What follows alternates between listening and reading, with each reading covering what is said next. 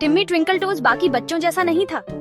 अरे नहीं, टिम्मी के तो दिमाग में सपने घूमते थे और जेबों में नई नई कल्पनाएं। स्कूल में जहाँ बाकी बच्चे डेस्क देखते थे, टिम्मी को स्पेसशिप दिखाई देती थी। पेंसिल?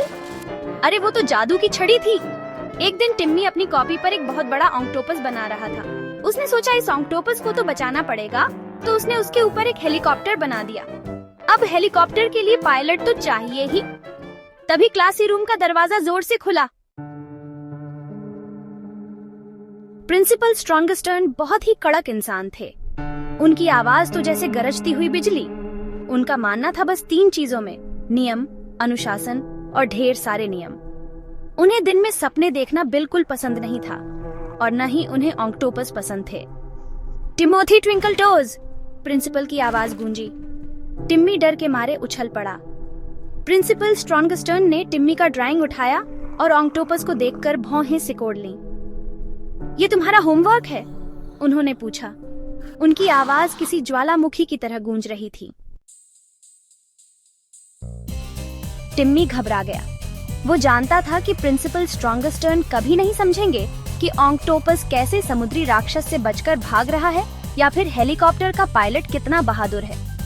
तो टिम्मी ने वही किया जो कोई भी होशियार साहसी करता। उसने एक कहानी बना डाली। ये एक नक्शा है सर, टिम्मी ने घोषणा की। देखिए, इस ऑक्टोपस के पास छुपे हुए खजाने का रहस्य है और वहाँ पहुँचने का एक ही रास्ता है, इस हेलीकॉप्टर से। प्रिंसिपल स्ट्रॉन्गस्टर्न ने अपनी एक भौं उठाकर देखा।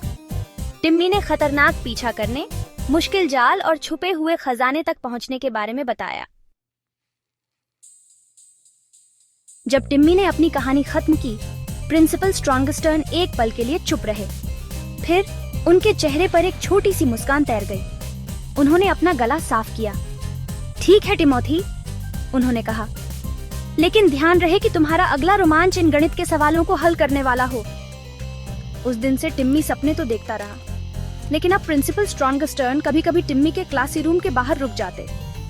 वो अंदर झांकते और उनके चेहरे पर एक प्यारी सी मुस्कान होती, सोचते हुए कि आज टिमोथी ट्विंकल टोज किस नई दुनिया में खोया हुआ है।